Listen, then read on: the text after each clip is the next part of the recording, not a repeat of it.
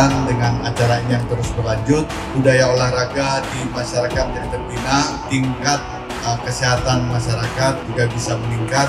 Prestasi Kota Banda Aceh makin baik, mungkin di tingkat provinsi juga insya Allah makin baik, apalagi tahun ini adalah Aceh sebagai tuan rumah PON.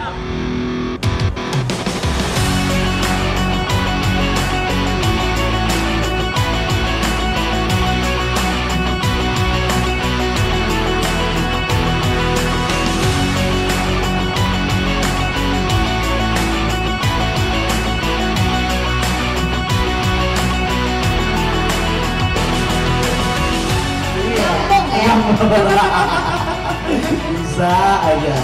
Oke. Dan mari kita sambut juara pertama kita dengan catatan yang sangat luar biasa.